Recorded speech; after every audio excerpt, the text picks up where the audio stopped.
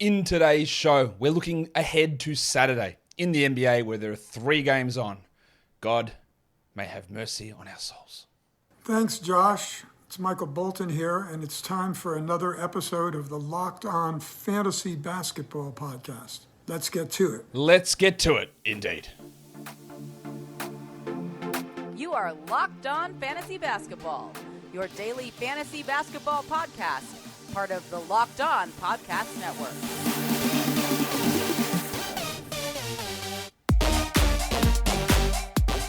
Hello and welcome to the Locked On Fantasy Basketball Podcast, brought to you by Basketball Monster. My name is Josh Lloyd, and I am the lead fantasy analyst at basketballmonster.com. And you can find me on Twitter, as always, at redrock_bball, on TikTok at redrock_bball, and on Instagram at Locked On Fantasy Basketball. Today's episode is brought to you by FanDuel Sportsbook, official sportsbook of Locked On. Make every moment more. Visit FanDuel.com/LockedOn today to get started. Thank you for making Locked On Fantasy Basketball your first listen every day. We are free and available on all platforms. Okay, two days to go. We're making it through to the end. This is the second last regular season show of the season. Thank you to everyone who's been a part of this. I know a lot of you aren't still here listening, and to those fallen soldiers, I'll see you when you hopefully come back next week and listen. We'll see.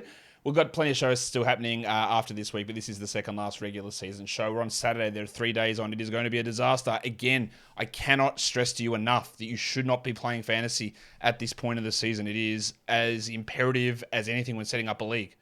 And I've told you this for 4 years, and this is why it's going to get crazy. There are 3 games on. So we're going to look at, is someone said, hey, can you do a show focused on Roto? Well, this is basically for Roto and head-to-head. They're in the end game. It's the same thing now. So what we're looking at is each individual category plus 2 points league situations. Who are some guys we can add for those categories? Because that's what we're doing. We're just trying to add guys for specific categories and trying to take into consideration who I think is going to be in or who I think is going to be out. And that's the tough thing. The games start early tomorrow, like really early tomorrow. There's 2 times for tomorrow's games, and they are at 3:30 Eastern and 4 Eastern. What? Why? What? Why is that so early? Anyway, that's insane. So we've got that happening. In terms of, before I go through the individual streaming things, the first game is Denver and Utah. So the Nuggets are listing KCP, Aaron Gordon, Jokic, Murray, and Porter as questionable for rest. There is no reason to list them as questionable unless they are going to sit. They do. Every team that plays on Saturday also plays Sunday. Remember that, because every single team plays Sunday. The Nuggets are locked in. They rested these guys last game. I am predicting that Gordon, Jokic, Murray, Porter, and KCP do not play. I'm predicting that Bruce Brown plays on Saturday, but not on Sunday, and the same with Jeff Green. I think he plays Saturday and not Sunday. But of course, I don't know. And maybe all of these starters all play, but I'm giving you projections based on the absence of Gordon, Murray, Porter, Jokic, Caldwell Pope. The Jazz. Lauri Markkanen is out. So that's, we thought he was basically done. We thought he might have a cameo game somewhere. He's done. Colin Sexton's out again for rest. Now, maybe they're sitting him on the first game of a back-to-back, but they sat him last game, which was nothing to do with a back-to-back. So I feel good about saying he's not going to play, but we know that he's out on Saturday. And Taylor Horton-Tucker is out on Saturday as well. So I'm going to say he's done for the year. So I'll say Clarkson, Gay, Horton-Tucker, Markkanen, Sexton are all out. The Blazers and the Clippers. Grant, Little, Nurkic, Reddish, Johnson, Simons, Thibault, Lillard aren't playing. The Clippers will want to win because that'll lock them in to, I think, 5 if they win. So they lock in if they win. So I think the Clippers will be fine in terms of playing players. And what that will mean to me is that Shaedon Sharpe will play. I think he will play. I think he sat last game so they could lose to the Spurs. And they will have no problem with playing him here because they're going to lose anyway. So I think Sharpe will return. That's probably the only real question mark there. Oh, actually, that's not true. I think Thibault's out, and I think Reddish is out. And I think Little's out. They haven't been officially ruled out, but they're coming up with fake injuries for Thibault. Knee fusion. All right, sure. They're coming up with fake injuries so we can get Jonathan Williams and Justin Minaya in there. So I don't think those guys are playing. And the last game is Minnesota and the Spurs. The Wolves want to keep winning, so I don't think there's too much worry there, although they are listing Karl Anthony Towns as questionable with a calf. That's one to watch. The Spurs, Sohan and Vassell, get them out of here. And I think that they'll play Keldon Johnson, who's listed questionable. I think he'll play and then sit Sunday. And the same goes with Zach Collins. I think he'll play Saturday and sit Sunday. But anything can happen with the Spurs. Doug McDermott is out. I think he might play Sunday, but he's out Saturday. But again, who knows what goes on. Devontae Graham is out as well, so he'll probably play Sunday. There's going to be shenanigans for sure. I think a lot of the Spurs shenanigans will happen Sunday, or more of them will happen Sunday versus on Saturday. But that could all go tits up really quickly. So now you've got the lay of the land where things sit. Of course, we could wake up before tomorrow's games and see that everything has changed and the Nuggets are starting everyone and the Clippers are resting everyone. We don't know. But I would expect the Clippers to rest everyone tomorrow. So I expect, not tomorrow, Sunday. I expect Sunday to get a lot of Xavier Moon, a lot of BJ Boston, a lot of Amir Coffey, the Farmers Union. I think you're going to get a lot of that stuff on Sunday for the Clippers, not necessarily today. So let's talk about it. Let's go into Yahoo Points Leagues. Warnie, I'm sorry for making you wait. Let's get it on, Gilly. All right, so let's look at some Yahoo Points League stream options, all available in over 40% of leagues. Number one has to be Chris Dunn. Has to be. No Horton Tucker, no Markkanen, no Clarkson, no Sexton. Has to be Chris Dunn. Got to be rostered absolutely everywhere. I think Zach Collins, now this is iffy because I don't know whether he's going to play. He was awesome last game. I don't know that he's going to play or not. I think he will, and I think he is worth grabbing. I'm fairly confident Drew Eubanks is going to play, and he is, again, putting up huge numbers, and he's still available. Go and add him. And this guy's name is going to come up a lot, and that is the complete indication of where we are in the NBA season. Luka Samanic, who was bad when he played for the Spurs, pretty bad when he played for the Knicks. Honestly, I don't think he's been very good playing for the Jazz, but he's going to play 30-plus minutes because all these guys are out. So Luka Samanic is an option for us. Yeah. I think Reggie Jackson's an option because that is under my belief that Jamal Murray will sit. So Reggie Jackson's an option. Udoka Azubuike, you could throw Damian Jones in there. They're sort of splitting minutes, but he's an option for us with Walker Kessler done. I think we do have to look at old mate Jonathan Williams. Yeah, Jonathan Williams Jr. And Keita Bates-Diop, actually been one of the most consistent players over the last couple of weeks. I think he probably plays both games, and he's been pretty good. Both of those, all those guys are absolute stream options, which again is so stupid where we are here in the season. Let's go to ESPN leagues. All these guys are available in 30% plus of leagues. Chris Dunn, Zach Collins, Drew Eubanks, we talked about them already. Jaden McDaniels is still widely available on ESPN leagues, and I think he plays. And I think he plays quite a bit. I think he's a good ad. Shaden Sharp, still available on ESPN leagues, some of them. If he was dropped after yesterday, go back and add him. I think he plays. I think Norman Powell's going to be pretty useful for the Clippers. I think Reggie Jackson's in that mix. And then, again, you're going to hear his name a lot. Old mate, Luka Samanic. Yeah, he is a solid option. It's so disgusting, but I think he's a solid option. Today's episode is brought to you by the all-new 2023 Nissan Ariya. Coincidentally, the most electric player of the week is also brought to you by the all-new, all-electric 2023 Nissan Ariya. Who is the best player in points leagues over the last week? Well, it's actually Pascal Siakam. He's averaging 56 fantasy points. I'm not going to include Giannis in there because he only played 2 games. But Siakam's averaging 56 points. 29 and 11, 5 assists, 2 steals. For some reason, they're starting him in another game today.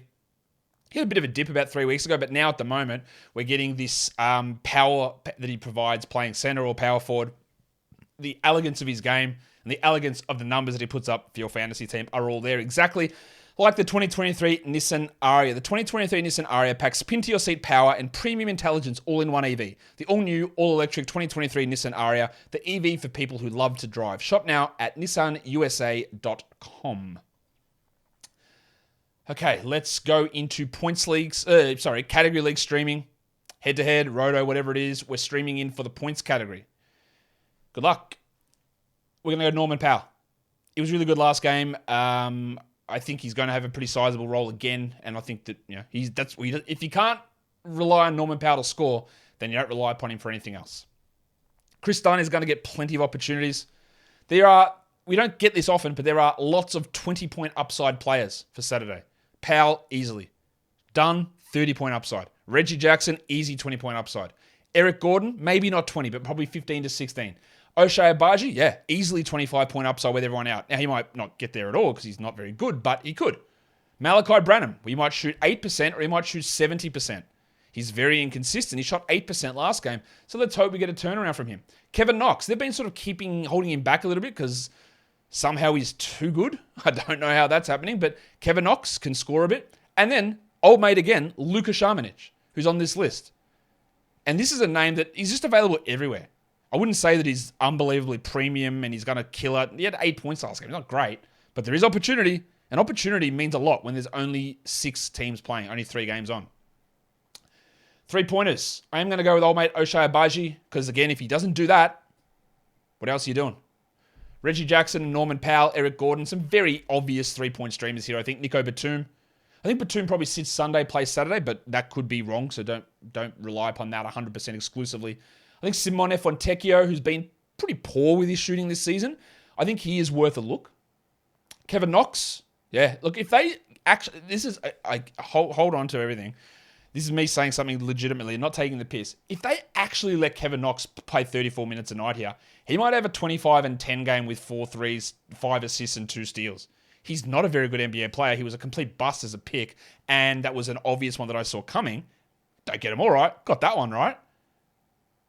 But he can actually put up numbers. He's better than Jonathan Williams and Justin Minaya. I know that much.